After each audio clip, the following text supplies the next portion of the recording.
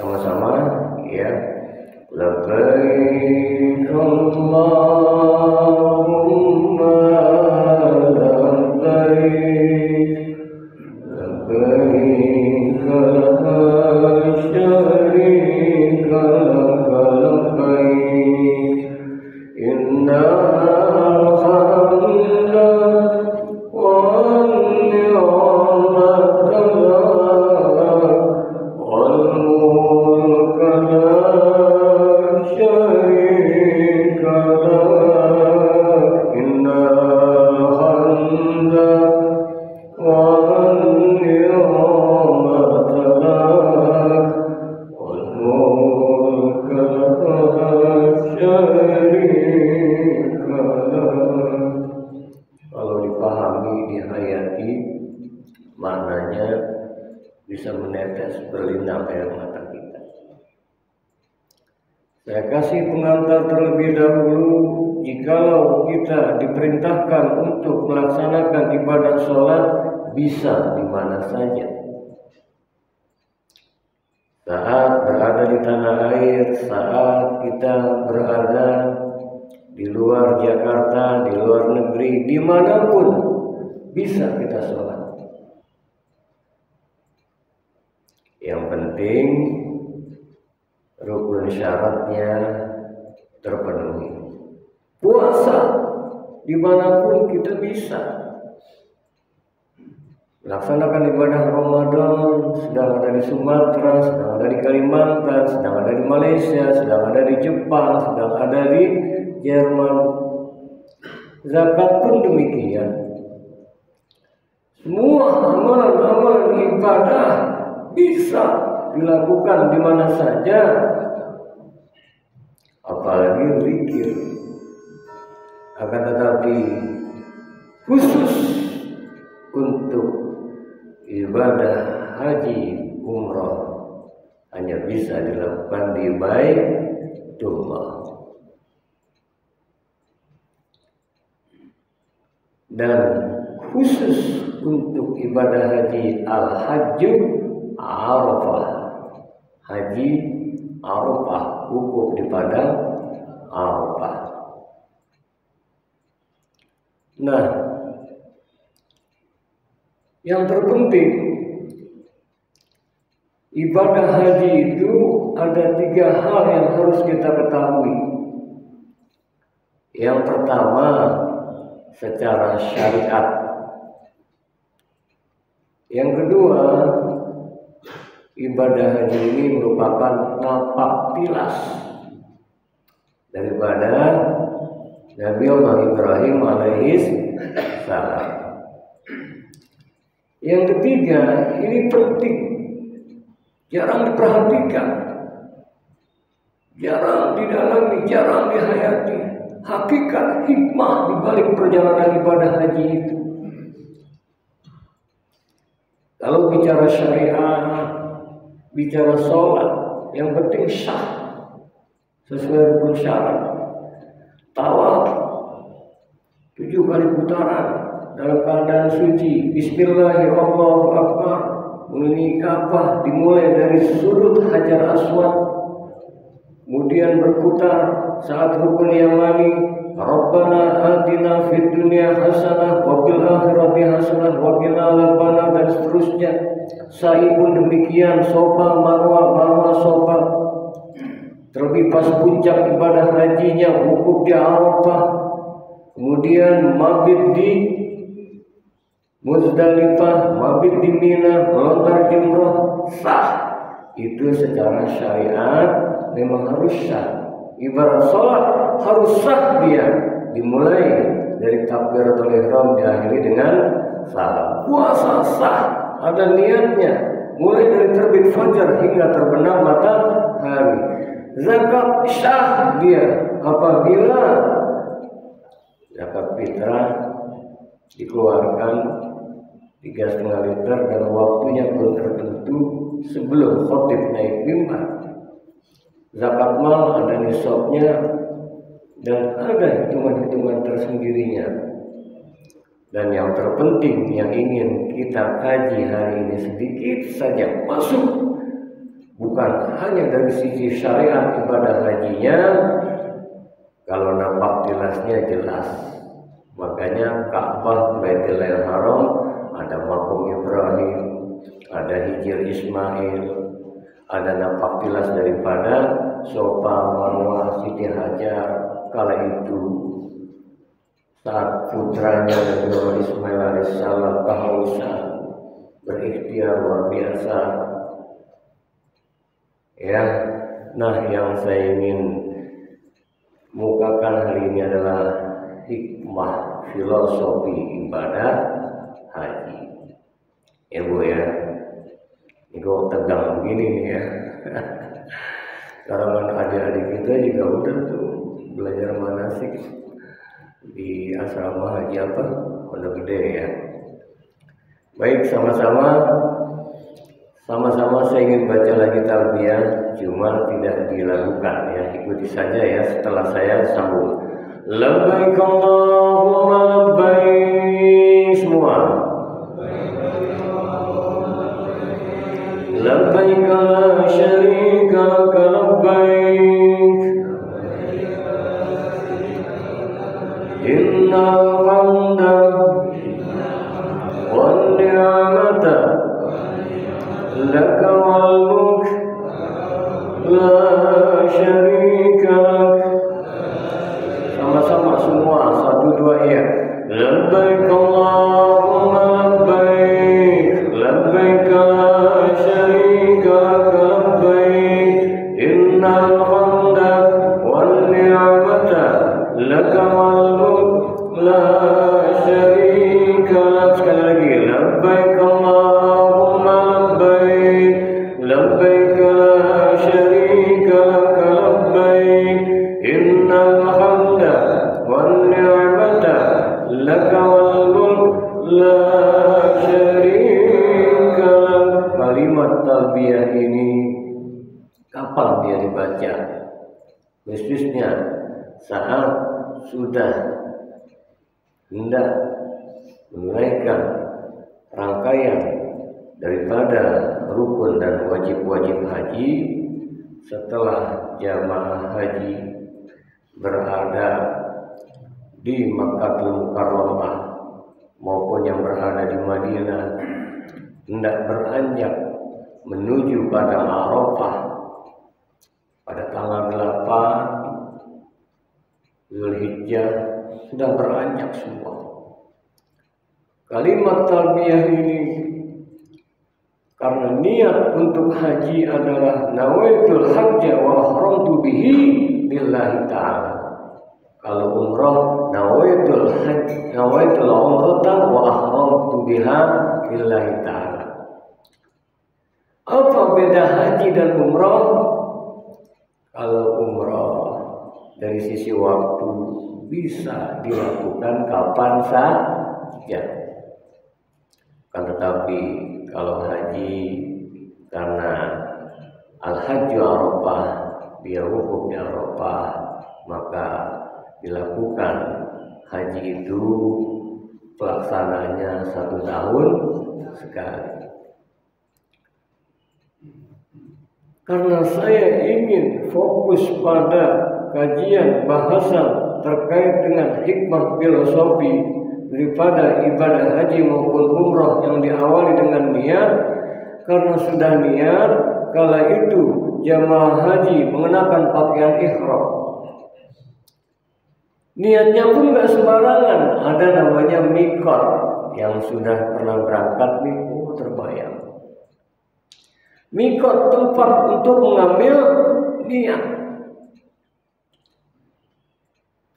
Saat berniat, nawaitul hajj wa ahramtu bihi lillahi ta'ala. Aku niat untuk melaksanakan ibadah haji dengan mengenakan pakaian ihram karena Allah Ta'ala. Kalau umrah, aku niat nawaitul umrata wa ahramtu biha lillahi ta'ala. Aku niat untuk melaksanakan umrah dengan mengenakan pakaian ihram karena Allah Ta'ala.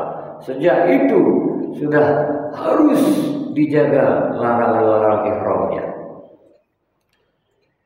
Bu, saya tidak akan rinci karena orang yang mau haji itu manasiknya aja bisa 11 kali sama praktek. Umroh cukup sekali selesai.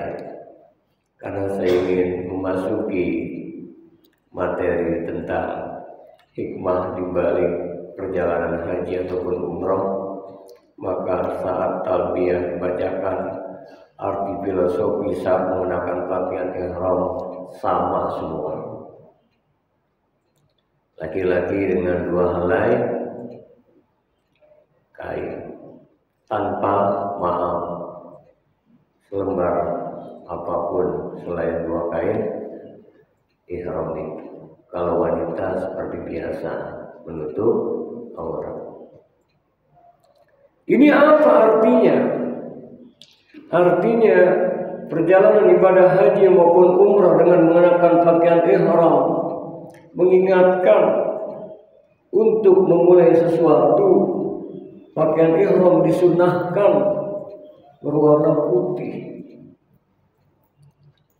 Kalau ibu-ibu di sana melihat, khususnya ibu-ibu pakaian ihramnya itu boleh dia bebas, tapi yang sunnah putih. Tapi kalau bapak-bapak semua kain ihramnya putih. Ini artinya apa?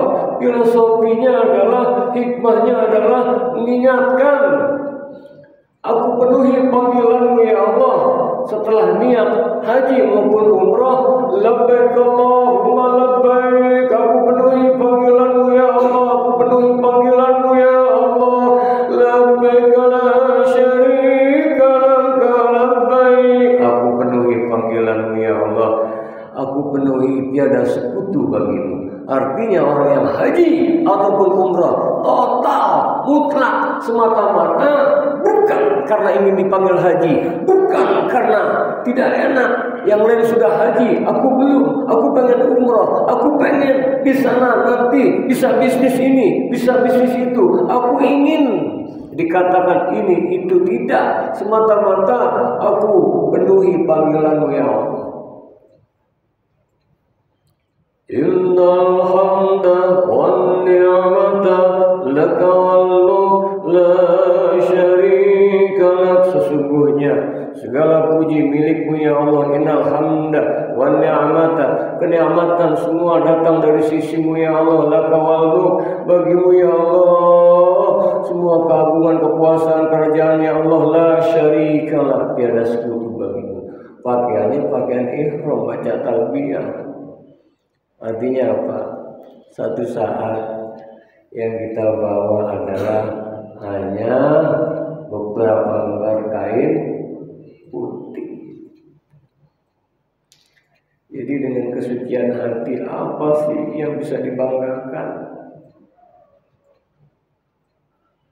Satu saat ruh pisah dari jasad, ya rumah semua hanya beberapa lembar kain. Saya lanjutkan terlebih dahulu. Saya mulai daripada wukuf di padang Arafah. Wukuf artinya berhenti, Arafah artinya mengenal.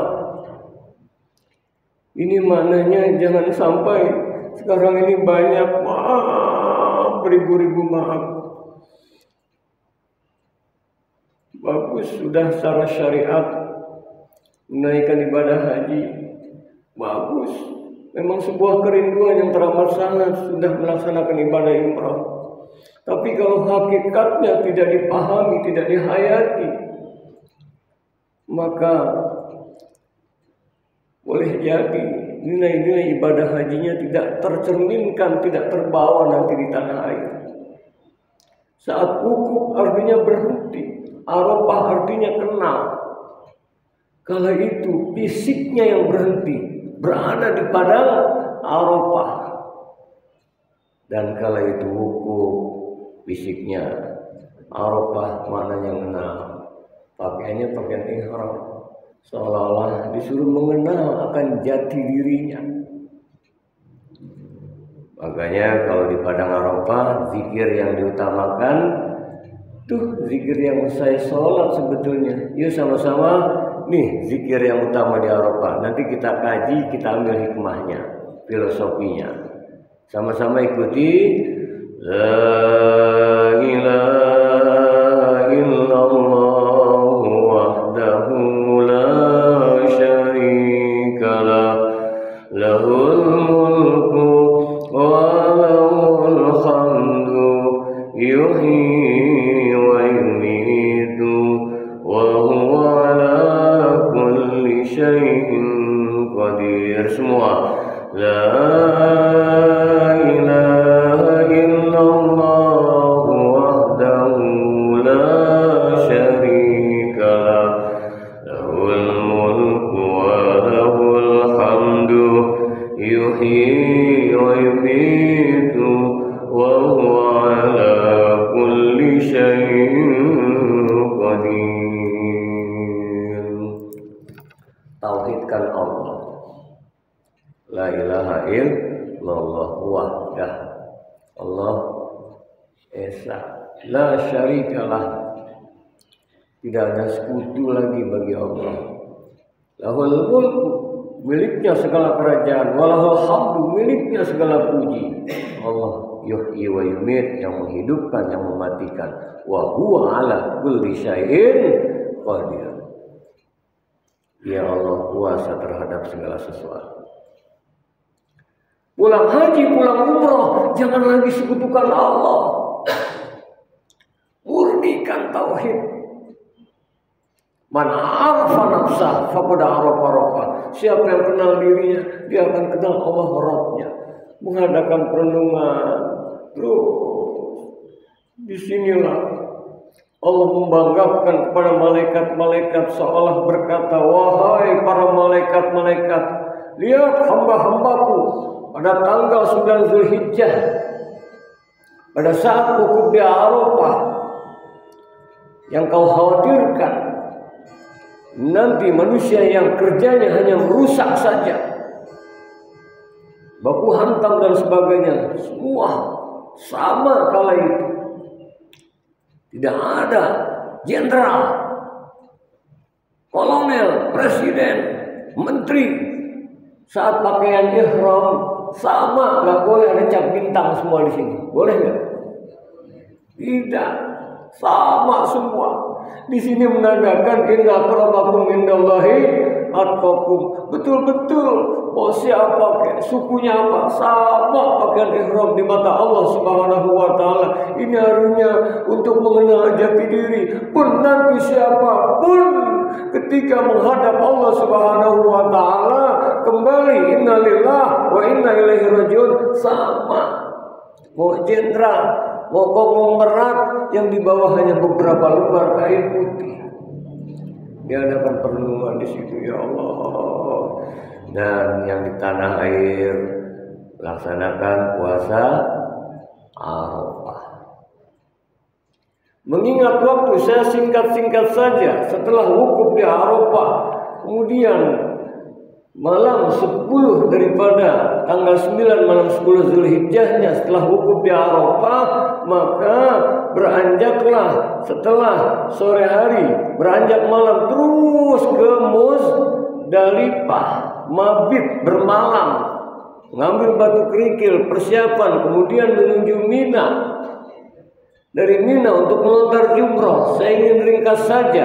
Saat lontar jumroh, ketahuilah lontar jumroh itu syariatnya pada tanggal 10 lontar, namanya Jumratul Aqobah. Tanggal 11 Ula Usta Aqobah, 12 Ula Usta Aqobah. Hakikatnya ini juga jarang disadari. Yang dilontar itu ya sah 7 batu kerikil di tanggal 10 Jumratul Aqobah. Kemudian 21 batu untuk tanggal 11 Ula Usta Aqobah. Tanggal 12-nya Ula Usta Aqobah. Apabila maghrib masih di sana, maka dia harus pada tanggal 13-nya melontar lagi. Itu yang disebut nampar sani. Kalau tanggal 12-nya sebelum beranjak masuk maghrib, dia sudah beranjak dari Mina menuju untuk melakukan tawaf ifadah, itu nafar awal. Hakikatnya lontar jumrah, yang dilontar adalah lontar bukan setan yang lontar sifat-sifat setan, lontar sifat-sifat sombong, kita lontar sifat-sifat dengki, kita lontar sifat-sifat hasad, kita lontar sifat-sifat yang tidak diridhoi oleh Allah Subhanahu wa ta'ala. Saat awal subhanallah alhamdulillah wa la ilaha illallah wallahu akbar,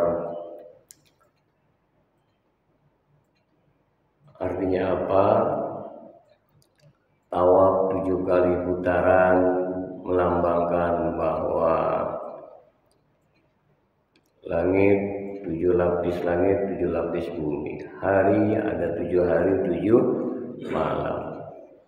Yang sudah melaksanakan ibadah umroh maupun haji, biasanya kalau kita tawaf itu ada kalanya diuji kita.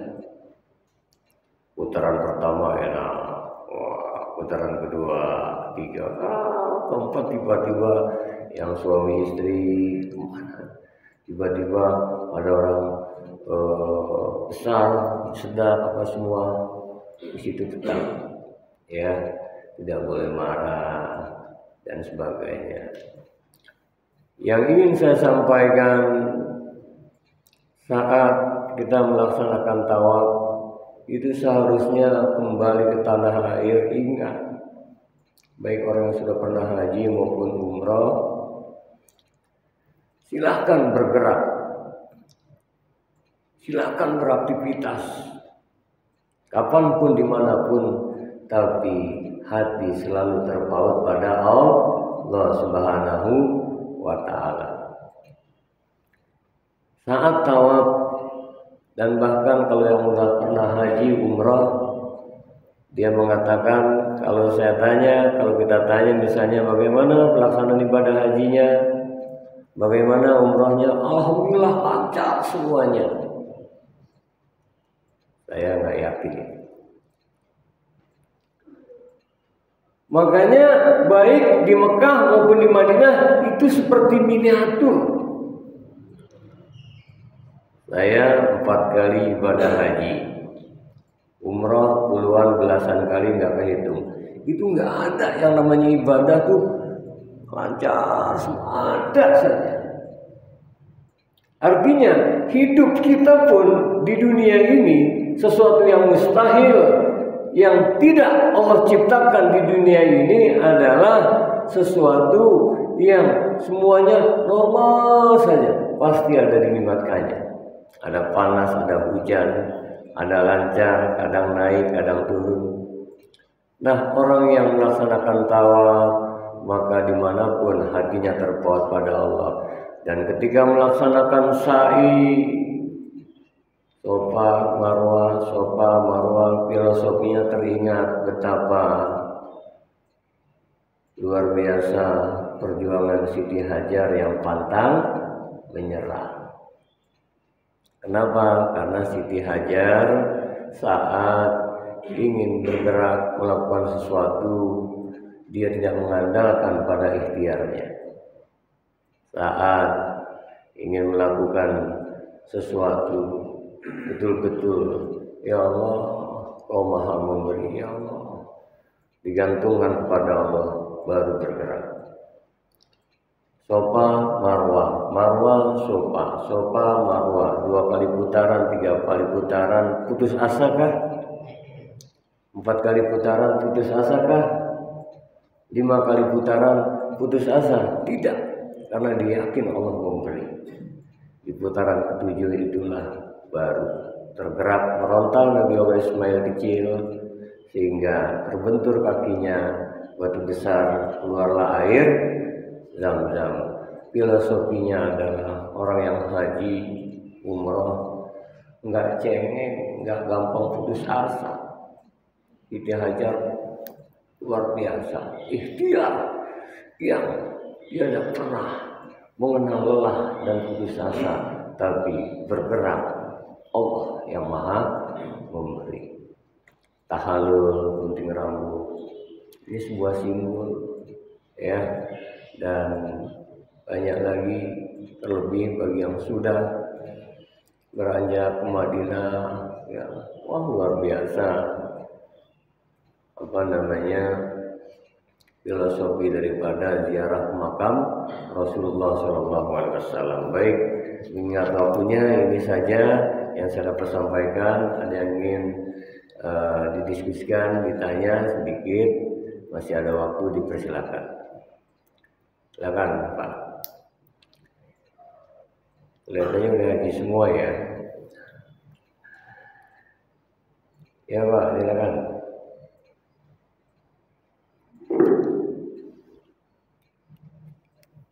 Bapak biasa suka tanya.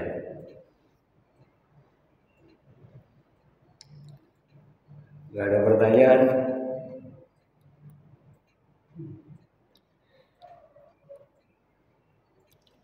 Banyak yang belum umroh ya Haji ya?